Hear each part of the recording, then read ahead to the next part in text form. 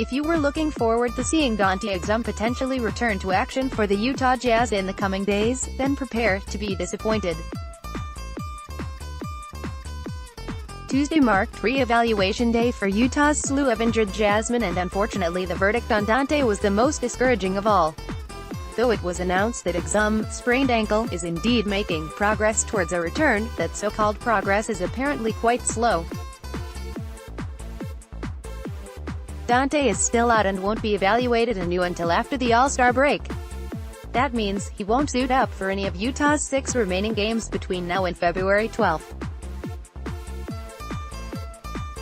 And considering that after that he'll merely be re-evaluated, it's entirely possible that he'll be out of commission even longer. That's not good news for the Jazz, who could certainly use his length on defense and his depth on the wing, especially with 4 of their 6 upcoming contests coming against current playoff foes in the Western Conference. Exum isn't the only one that remains on the mend, as both Thabo Sefolosha, hamstring strain, and Raul Neto, groin strain, were also both re-evaluated. Both are apparently on the up and up, but will simply undergo yet another re-evaluation in a week's time. As such, expect the likes of Royce O'Neal and Georges Niang to continue to get extended playing time in their absences. Royce has played great of late, and even Niang deserves credit for some nice minutes recently. Of course, for the 3 injuries, Exum's appears to be the most lingering and is easily the most disappointing. Exum's tenure with the Jazz continues to be riddled with injury, which has prevented him from ever finding any sort of rhythm or flow with the team.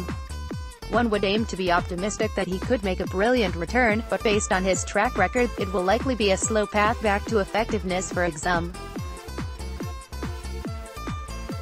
Make no mistake about it, he's had an odd career with the Jazz, considering how rarely he's been available. By the time this year's All-Star break is up, Exum will have appeared in just 201 games out of a potential 373 during his 5-year career. That's barely over 53%, and it's been even less than in recent seasons, considering he played all 82 his rookie year. Dante Exum has played in 109 of the Jazz's last 319 games. It will be 325 by the All-Star break. He'll have appeared in just 33% of the Jazz games over the last 3.5 seasons. We're well beyond wondering if he's injury-prone. Bizarre career so far. Ben A. Anderson, at BenchOops, January 30, 2019. If this trend continues, it's going to become hard to justify the lucrative contract the Jazz extended to the highly improved Exum this past summer.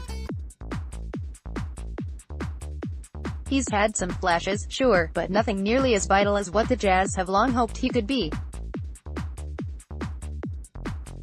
Of course, with the February 7th NBA trade deadline upon us before the All-Star break, there is some speculation that Dante may have already played his last game in Utah and could very well be on the move before making a return. I suppose he could be included in a potential big-time deal to match salaries, but I honestly have a hard time seeing any teams being too eager to deal for him, especially with him out due to injury. Anything is possible, but I suspect that Exum will remain on the roster past February 7th, even if he likewise will also remain on the bench. From there, ideally his re-evaluation after the All-Star break will be a quick and favorable one, and he'll be able to be back in action for the season's closing stretch so that he, along with his Utah Jazz team, is in peak form by the start of playoff action.